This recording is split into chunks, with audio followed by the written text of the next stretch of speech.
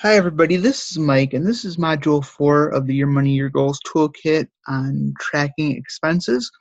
This is the webinar that was originally scheduled for 1 month from today on March 28th. However, because I had the February webinar already done and archived, because I already had the materials ready for this one, I thought I would go ahead and just pre-record this one too while I have a stable internet connection. It's easier for me, gives me the opportunity to work on some other projects I have coming up. Also easier for you guys to do it this way. You can just listen to it at your leisure and not have to worry about working it into your schedule. So I'm just going to go ahead and pre-record this webinar while I have a stable internet connection. What I'll do is I'll go through the sample case study and some of the tools, just like I have in other modules. Before I get into it, though, I just have my standard announcements. If you are a VR counselor, CRCs are available for your participation in the webinar archive. If you need CRC credits, you can email me at Michael, M-I-C-H-A-E-L, Klinger, K-L-I-N-G-E-R, at gars.virginia.gov, and I will make sure that those credits get logged in for you. If you are a WISA and you need continuing ed credits, continuing ed is available if you were certified through Cornell for your participation in the webinar archive. If you have any questions about how to access your portal or to log in those credits, you can email Michelle Elvord at MSA224 at Virginia or at Cornell.edu, and Michelle can log in those credits for you. So what I want to do is just go through the case study that I developed for Module 4 on tracking expenses. And it's similar to Module 3, which was about tracking income. So whereas that module was about income coming in, this is about income going out. So what I gave you is the case study of Kim, and it says Kim is a 40-year-old with various orthopedic disabilities.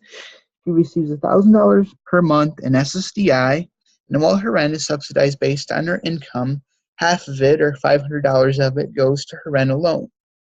She has a cell phone bill of $60 a month, utility bills of $150, and she puts out another $150 in groceries to supplement what she receives in her small SNAP grant. So she doesn't have enough in food stamps benefits coming in to buy enough groceries, and she's supplementing that with a little bit of cash. And so because she used credit cards to help meet her expenses while she was waiting on her disability to come through, she's deep in debt and often has been late on paying her credit card bills, which takes up most of her disposable income after her bills are paid. Kim's working with DARS on job placement, but finds that she can't fully concentrate on her job search since she's always worried about how she's going to pay her bills. How can we use the tools in the Your Money, Your Goals toolkit to help her get organized so their bill payments aren't late? And these are some of the things that we'll talk about as we're going through the tools. How can the client use the spending tracker, as Your Money, Your Goals refers to it, or a budget to keep track of her monthly expenses? How can she prioritize bills by thinking about which ones can be eliminated or reduced and which ones can't be? How can she avoid late fees and save her a little bit of money by using a bill pay calendar to track when her bills are due? We'll go through one of the bill pay tools in just a couple minutes, and I'll show you how that works. And then what programs are there out there to help her cover the cost of some of her bills? For example, may she qualify for utility assistance to help her with some of her heating costs in the winter time to save her a little bit of money? And one of the tools that we'll use, you'll see some of the strategies that a client can use to kind of reduce the amount of money they have coming out every month. So the first tool that I wanted to go through was the spending tracker, and this is in the Your Money, Your Goals toolkit for people with disabilities on page 53. And just quickly go through some of the categories with you that's on the tracker. Obviously, cell phone is self-explanatory. There's a spot in there for debt payments such as credit cards, payday loan payments, pawn shop payments, car title loans, and other loan payments the client has, eating out, so if they have any costs associated with going out to restaurants, education and childcare expenses, entertainment, groceries and other supplies, health expenses, which includes things like co-payments when a client goes to the doctor, healthcare insurance premiums, helping others, donations to charity, housing and utility expenses, pet expenses, transportation expenses such as car payments, car maintenance expenses, gas for the car. If they don't drive, things like taxi or Uber costs can go there. And then there's a spot for any other expenses that the client might want to put on their tracker that are not already covered. But it gives you some tips on how the client can use the spending tracker. So it says, get an envelope to collect your receipts, and a client would obviously want to save all their receipts to prove that their bills were paid. And this just says, use the table to sort your spending into the categories below, and at the month's end, total of each category. So very straightforward. We said the client had a cell phone bill. Let's say she pays that on the first of the month. So in week one, we can say that she has a cell phone bill of $60. She would put $60 in the cell phone category under week one. Debt payments, we said that she had credit card payments. Let's say that the client pays $100 a month in credit cards, and those credit card payments are due in week two. So under week two, in the section on debt payments, she would put down the amount she has coming out for credit cards. Housing and utility expenses, obviously rent is usually due on the first of every month. We said that she had $500 coming out of her budget for rent. So on the spending tracker under week one, under housing and utility expenses, she could put in $500. And then very simply, once all the expenses are in there, the client could total the expenses for the month down below. So this is a very simple tool, but just an easy way for a client who may not have already had a budget that they're following to develop one in a very simple, easy laid out format that they can follow. So the next part of this tool is in the Your Money, Your Goals toolkit on page 148. And this is an area where a client can kind of think about, out of all their expenses, which ones cannot be cut, which ones can be eliminated, which ones can be reduced. So they can kind of brainstorm on this little chart which category their expenses might fall into. So for example, there's some expenses that the client's going to have, obviously, that can't be cut. Rent and utilities are obviously two expenses that would fit under the spending cannot be cut category.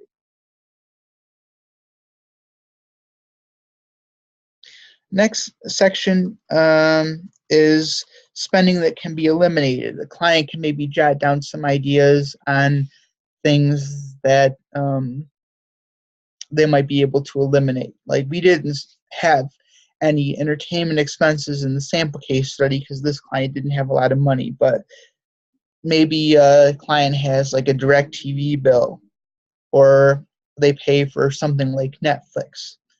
Those are things that are entertainment, maybe fun, but not essential. Some of the things that could be fitting into the spending to be eliminated category can be things like paying for Netflix, paying for DirecTV, and then they can put down the steps they need to eliminate those expenses. Spending that can be realistically reduced. Didn't put anything in the sample case study about whether or not the client goes out to eat, but let's say she did. Let's say she spent, I don't know, $50 a month on eating out. Maybe she doesn't want to totally eliminate that from her budget, but maybe she can reduce eating out from $50 to $25 a month. So maybe just not go out as often. So it says, are there items that can be realistically reduced? If yes, list them below. Set new spending targets for those items and include them. All right, so spending that would be reduced using that example would be going out to restaurants. And under new spending target, she could put reducing the amount that she spends on going out to eat from $50 to $25 a month. So very simple tool to, it's just a way for the client to get thinking about their expenses in terms of what they can reduce, what they can eliminate, and what is essential. It's kind of a way for them to prioritize their expenses in a way.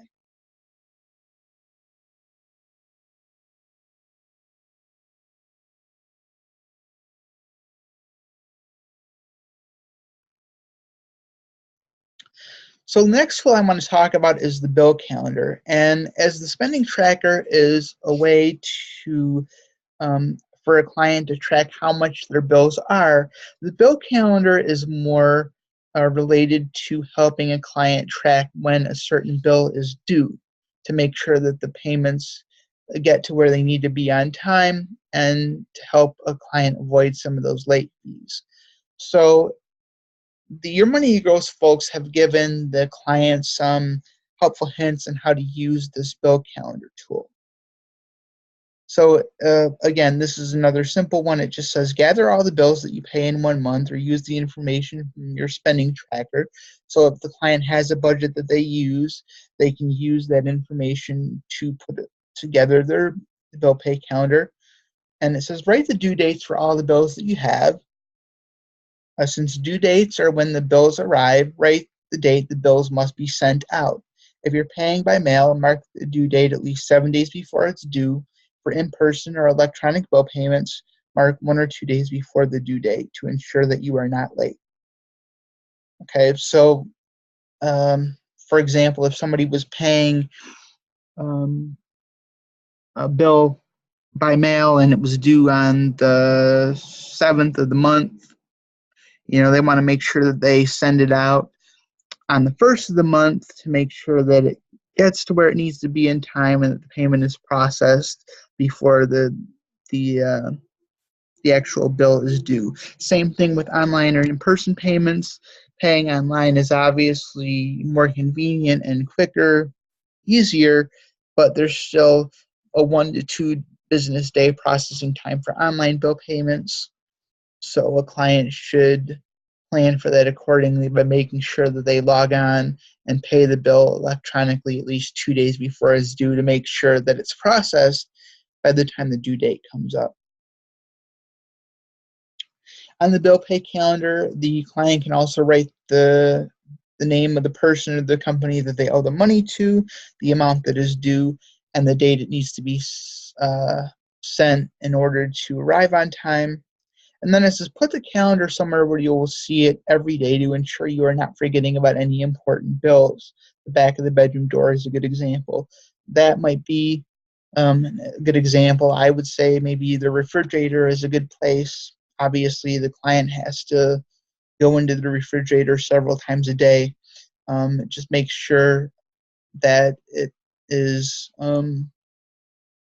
a reminder of when certain bills are due and just to make sure that they don't forget anything. Put it in a place that they can see every day. This is the bill pay calendar. And this is actually where the client would keep track of when a certain bill is due. So let's use March for an example since we have March coming up. So March 1st is on a Friday this year. So for the month, the client would obviously just write March. March 1st would be Thursday. So if the client's rent was due tomorrow, under Thursday, week 1, she would put $500 there. In the next week, we use the example of credit card payments. Let's say it was due on the 8th, which would be, let's see, let me get my calendar out here. That would be the next Thursday. So for the 8th, she would put down that she's got a $100 credit card payment. So she would total up all the bills that she paid for that week and when they were due. Very simple, straightforward tool, not much to say about that other than it's just a way to keep a person organized, make sure that they know when their bills are due and that the payments are sent out prior to the due dates to help them avoid late fees. But it's a good exercise for VR counselors and WISs to give to the client if they're helping them maybe develop a budget, to make them more accountable, to make sure that they know when things are due.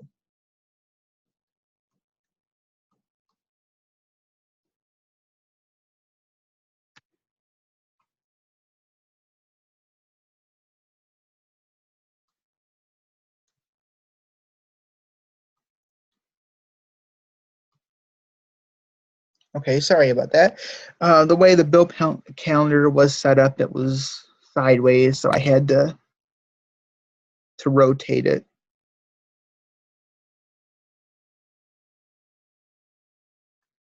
Tool 3 is a chart that might be helpful for our clients to review. It's just simple ways on knowing your options on how to pay your bills.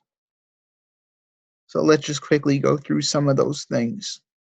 Obviously, bill payments can be made in cash, and there's an advantages and disadvantages to each of the options that are listed here. So advantages are easy to understand, and that when you pay cash directly to the company, there are no additional costs. Buying or using special products such as a money order or prepaid card might cost money. So if a client has cash on hand, they might obviously save some fees that are associated with getting a money order or a prepaid card. The disadvantages are it's inconvenient because it often has to be paid in person. Bill payment services may charge you fees to make a cash payment. Some places do that. You know, they're encouraging a lot of people to use like online bill pay services and things. Like I know at the DMV, I just renewed my vehicle registration and it was actually cheaper to do it online. Whereas if you do it in person, they charge you like $5 to go into the DMV and do it. So sometimes paying in cash isn't the best option um, if a client wants to avoid some of those fees. May be difficult to prove payment unless you have a receipt. Paying in cash, that is a big disadvantage if a bill payment is paid in cash and then a client does not receive a receipt from the person they paid the bill to. They have no way to actually prove that they did pay it. There's a cost of traveling to the place that you have to pay the bill in person to, and then obviously cash can be lost or stolen when you are on the way to pay the bill. So some obvious disadvantages there. Not to mention, as I've said in previous webinars, I think having cash laying around the house might be tempting for some clients. You know, they might have money set aside for a bill and then be tempted to use that money for something else and they come up short. So having cash around the house isn't always the best way to do things. So another option to pay a bill is obviously money order. The advantages is that they're easy to understand. They can be mailed, so more convenient than having to pay in person. It's safer than a check in some cases, as no banking information appears on the money order.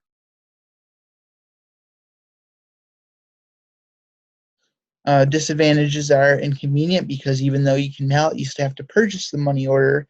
There's a cost associated for doing that.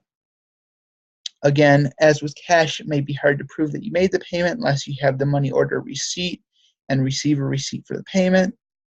There's the cost of mailing a payment, like a money order, and like cash, you couldn't just recover it if it got lost.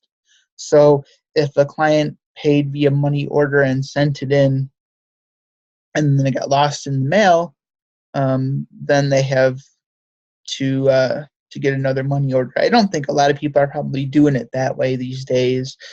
A lot of people are moving into the online banking and online bill pay option, but not everybody does that. So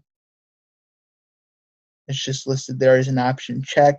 Same thing kind of as a money order, convenient, can be mailed, so it's more convenient than paying in person, easier to prove if there's a dispute, easier to prove payment if there's a dispute. It'll either if a client has online banking, they'll get an image of the cash check, or they may get a copy of the canceled check, so the client has documentation that the bill was paid if there's a dispute from the person they're paying the money to.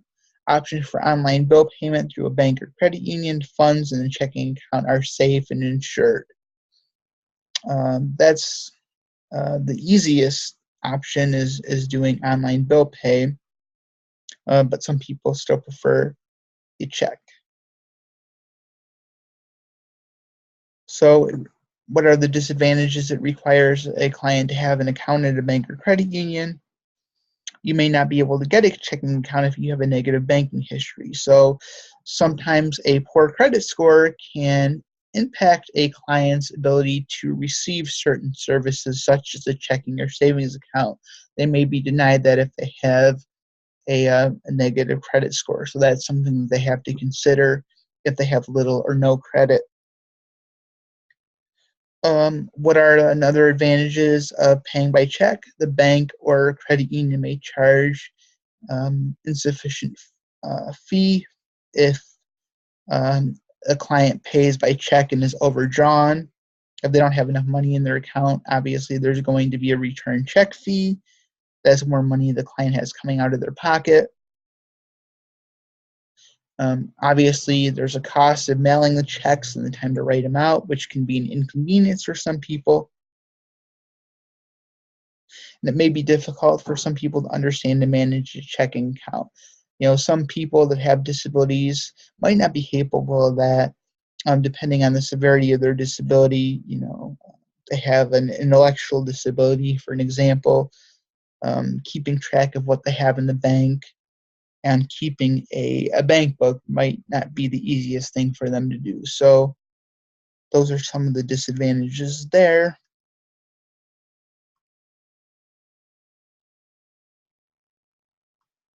Another bill payment method is credit cards. Advantages are it's convenient. The money is there when the client needs it. Can easily pay the bills over the phone or online with a credit card.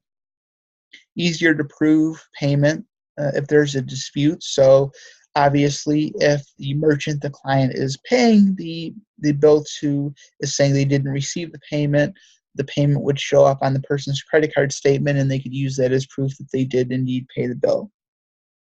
It protects the client from having to pay charges if the card is lost or stolen, assuming a client reports a lost or stolen credit card, they might not have to pay the fees associated with getting a new card issued. You can use the credit card to automatically set up recurring bills so that the client doesn't have to worry about putting it on like a bill pay calendar, forgetting to send a check, forgetting to pay the bill by the date that it's due. Setting up an automatic payment would avoid all those things and save the client money on late fees. And obviously another advantage is having a credit history can help a client build up their credit score if they stay on time making their payments and stay below 30% of your credit limits. So obviously one of the disadvantages of the credit card is that even though it helps a client build credit, it can also harm credit if the client has a history of making late payments, like we said the client in our sample case did, or if they have a higher debt to credit ratio on the card, their credit score can actually go down instead of improve, obviously. So the disadvantages is that in addition, you may use a credit card to pay a bill, but obviously it creates another bill that needs to be paid. It creates more debt because rather than using a check or credit card or money order to pay the bill, they're borrowing So it just creates more debt because they're borrowing from one kind of bill to pay another, and then it costs more in paying um, with a cash check or money order because they've got interest if they don't pay the credit card bill off by the end of the month. So convenient, yes, but there's some obvious disadvantages of credit cards.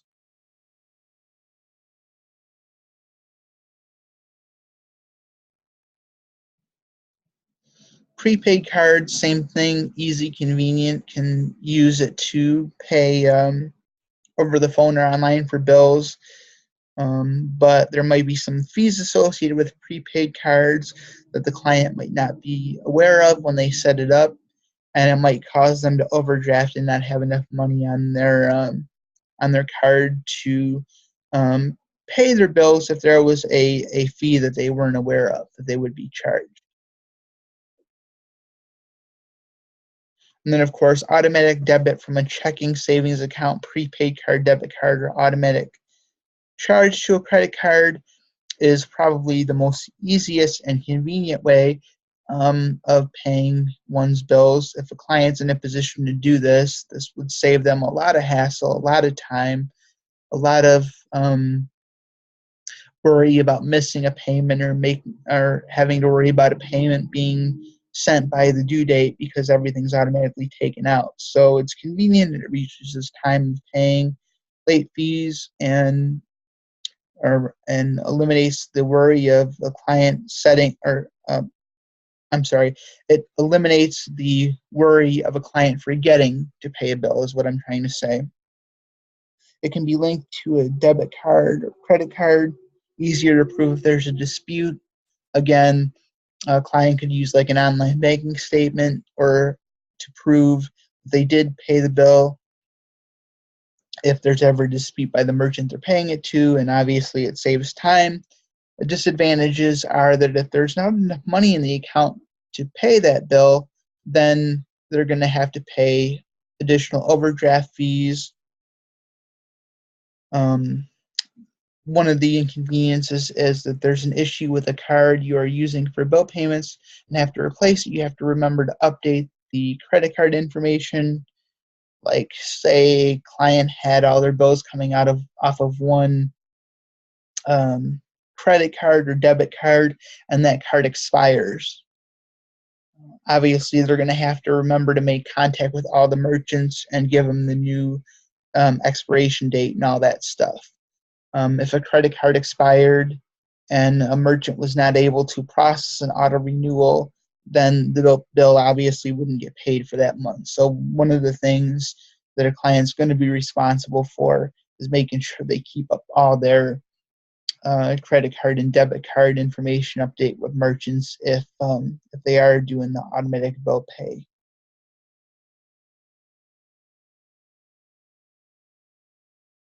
And then automatic charges to a credit card create debt.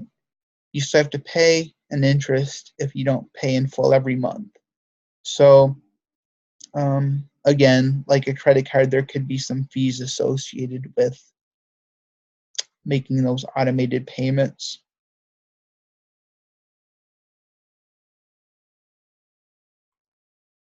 Online bill payment um, advantages are convenient. You can set it up to make one-time billing or automatic payments using a bank credit union. Again, reduces the chances of a payment not being made or being made late.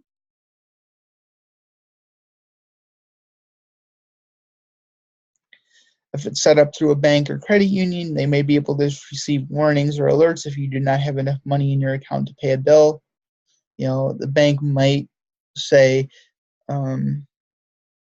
okay, well, you have X bill set up to be withdrawn from your checking account at $100 every month, and you only have $50 left for the month. You don't have enough to make that payment in your account. So the client could maybe get some warning ahead of time to avoid some overdraft fees.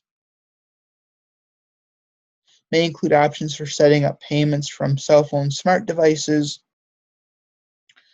Um, the client can often use an app to make a payment on a bill And in that app, there are options for setting up recurring payments. So if a client does have something like a smartphone or an Android, iPhone, they can easily and conveniently set up those options through an app to make those recurring payments. Disadvantages: takes time to set up and learn. Possible risk of overdraft fees and rejected payment if there is not enough money in the account when a payment occurs. So client obviously is responsible for making sure they got enough money in their account. And even if they don't have to worry about sending out a paper check or worry about having the bill paid on time, they still have to keep track of when those bills are due. So, for an example, and I do this in my own personal life, I'll share a story with you. I have my student loan payment automatically deducted from my bill from my bank account every 18th of the month. So on every 18th of the month, I know that the money is going to be automatically deducted from my checking account. I have that money in there set aside for that payment. So even if a client uses online bill pay, they're still responsible for keeping track of when that bill is going to be deducted from the account and making sure they get enough money set aside. That might be something that they could use the bill payment calendar for, even if they're not paying via paper. And they have the online bill payment options, they could still use the bill pay calendar and find it helpful.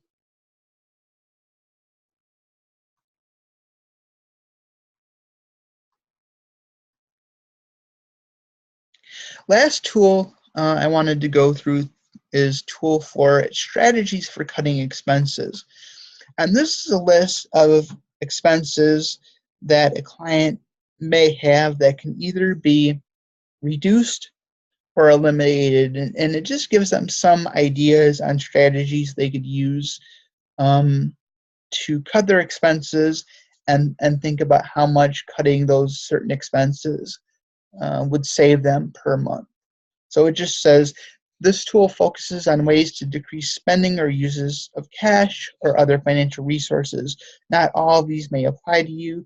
Check the ideas that may be an option for you and use this as a plan on getting more information or resources. So let's just go through a couple of the expenses. I used the example up above in the section on reducing eliminating expenses of television.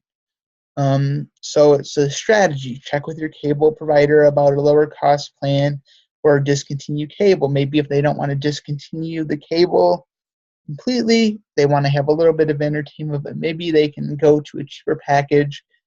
Maybe they don't need all the channels that they've got. These days there's so many cable channels that we don't even watch half of them that we have. So maybe one of the strategies that a client could use to save money would be to go to a cheaper programming package. And then there's a place there for them to put down the estimated savings. So if they were paying, let's say, $100 a month on cable, but a cheaper package would only cost them $50, obviously the estimated savings would be $50 a month, and they could put that down there. Internet, same thing. Are there plans that a client could have with that are cheaper, maybe with slower speeds, but they could still get on the internet and do what they need to do? Cell phone plan, again, use that as an example earlier. Maybe a client doesn't have to have an unlimited plan. If they don't use the phone as much, maybe they can go to a cheaper plan with a cap on minutes.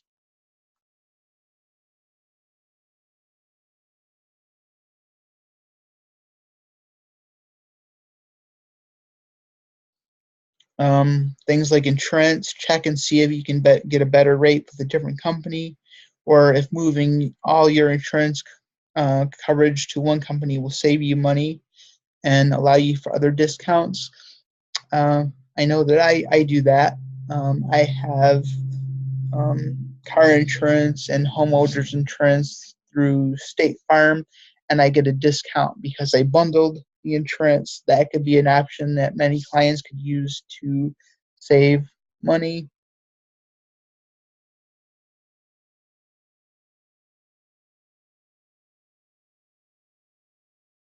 Maybe they could change something on like an auto insurance plan to a higher deductible plan. The deductible would be higher, but obviously um, the premium rate would be lower in a case like that. So there could be some options for a client to look into different insurance plans for car insurance and things like that. Home energy expenses. These are simple strategies, ways to save energy. Turn off and unplug unused electric appliances. Insulate and use weather stripping around doors and windows. Set thermostat in the summer and lower in the winter. So you don't need to have the heat on 80 degrees. During the winter, you can turn it down to 65 and still be comfortable. These are just some practical ways to get clients thinking about ways to decrease some of the expenses. I have getting rid of regular or recurring expenses. Use the example of online video membership. Netflix is probably around $15 to $20 a month, whatever it is. Could the client potentially cut out like something like Netflix and save that $20? Discount store memberships like Sam's Club or BJ's, if they're not using those and they're paying for those memberships, they could eliminate those and save that money that they're paying out every year. Gym membership. Who hasn't been in a position where they have a gym membership at the first of the year and then they don't go as often as they thought? If you have those kind of expenses and you're not using it, that's something that can be canceled to save the client some money.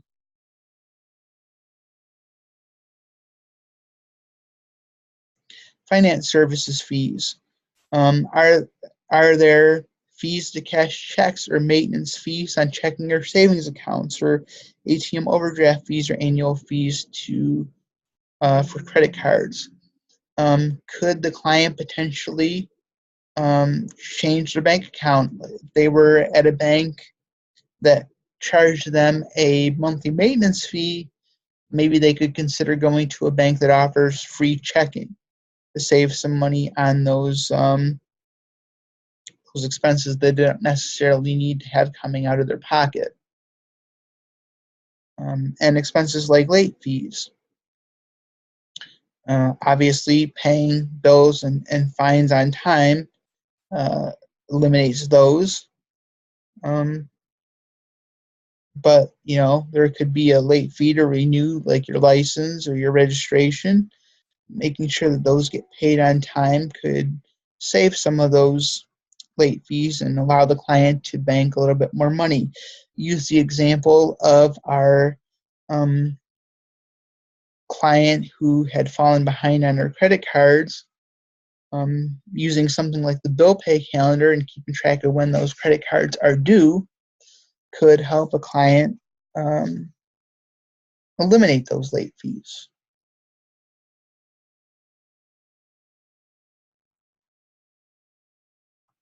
And then it gives you some additional strategies the client could use, like negotiating a new due date for bills to make them easier to handle. Sometimes a credit card company or another loan company will do that for a client if they have a history of paying their bills on time.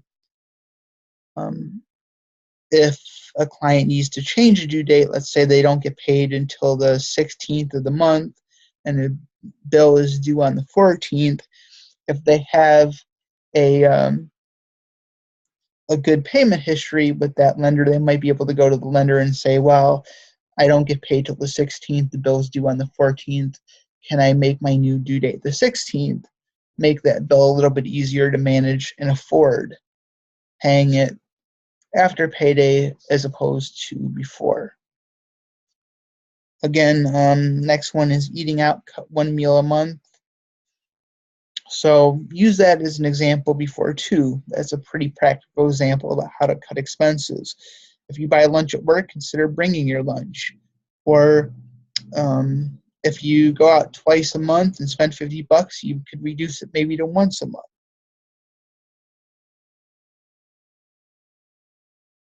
So these are just some strategies that a client could use. Use coupons to save money. Buy secondhand furniture or clothing. They don't always have to go to the high-end store and buy everything brand new. They might be able to get things used for a lot cheaper.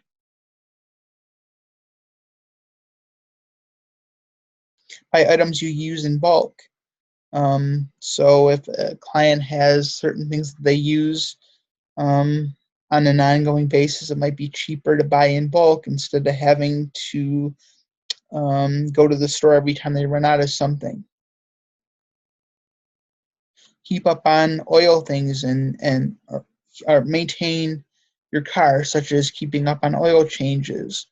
That would allow the client to reduce the liability of the car breaking down and having that expense. So there are some pretty practical ways that a client can use to reduce their expenses.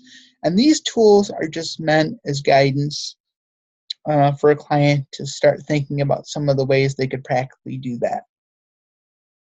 And I want to reiterate for the WISs and the VR counselors listening to is that these Your Money, Your Goals tools are not meant for financial experts. You don't have to be a financial expert to use these with your clients. These are just ways to get clients to think about their spending habits and how they could do things differently if they want to save money. You're not expected to actually do all the tools with a client. You're just supposed to show the client how to use the tools and then put it back on them to start using them. It's kind of a way to make a client more independent in terms of thinking about how to track their income and expenses, making them independent on teaching them how to develop their own budget, making sure they follow it, that sort of stuff. So it's not your job to do all these tools with a client or to walk them through every step of the process or be a financial expert. All that we're asking you to do when we say use these tools with clients is make sure they understand them, how to use them, and then have them go off and develop their own plans. So there's a limited responsibility that you guys have in terms of using the tools. You don't have to do everything with the client to make sure that they use them right.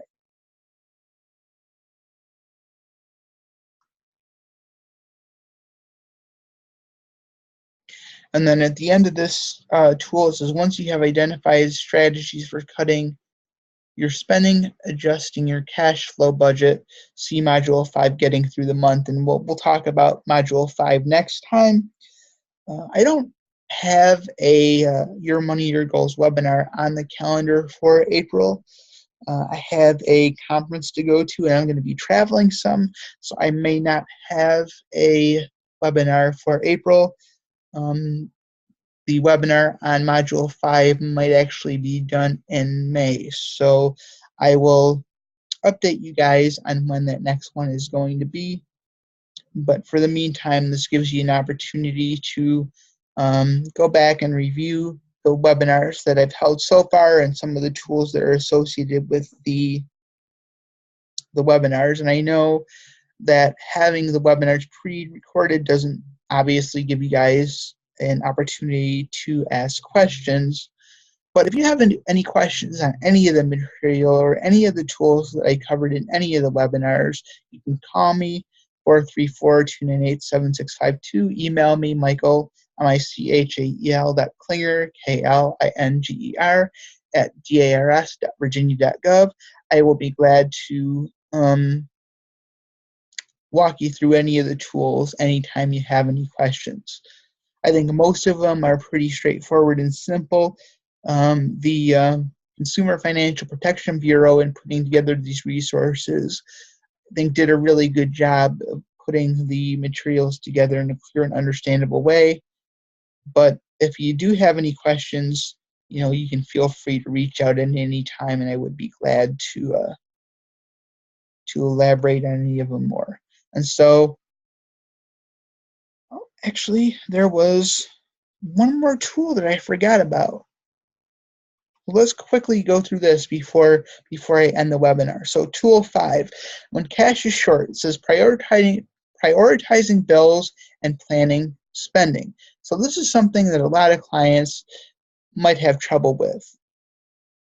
I know a lot when I did direct service, I ran into this a lot where a client would have trouble paying their utility bills because they would go to some of these rent-to-own places and get a new couch or a new dryer or new appliances, and they would put their money towards things like that rather than making sure all their utilities were paid. So they were getting things like, their lights shut off, their water shut off because they were going and buying things they couldn't afford instead of spending money on the things that were essential. And I would have to call up the utility companies and make payment arrangements and put them on budgets and all that stuff. That happened a lot. So this is a tool to help a client prioritize which expenses are necessary and which ones are kind of luxuries. So it gives you a focus areas and your expense. So it talks about focus areas in terms of protecting your home. So if you need a car to get back and forth to work, stay current on your car payment and insurance. So obviously, if a client drives, if they don't work from home and they work on site, obviously they're going to need to get back and forth. So being current on their car payments and their car insurance is obviously an essential expense.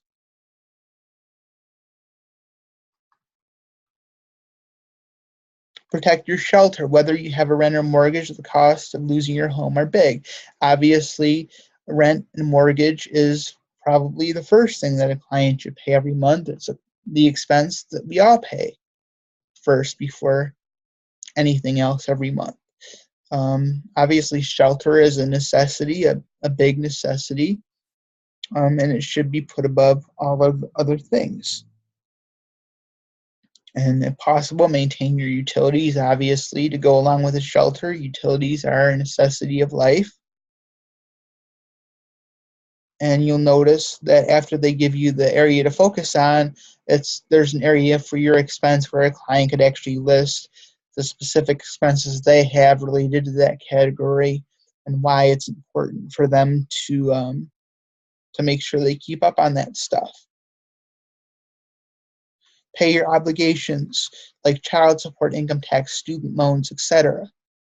Well, obviously, there are consequences related to not paying the those obligations on time. Things like garnishment of wages.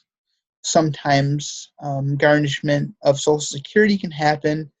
Not if somebody's on SSI, but there have been times where I've seen SSDI benefits get garnished because a client got behind in their child support. Child support, income taxes, student loans. Those are things that a client could actually be sued over and have to go to court. So obviously, if the client has those kind of obligations, those are necessities that should be paid first.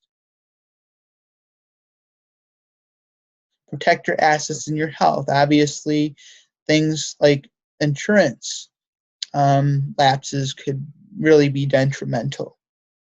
A client might let their insurance lapse thinking, well, I never have to go to the doctor. I never get sick. I don't use my insurance. And what's likely to happen is that the minute they cancel that insurance, they need to go to the hospital or they need to go to the doctor and they don't have the insurance there because they canceled it. So insurance premiums and things like that are obviously a big mandatory expense.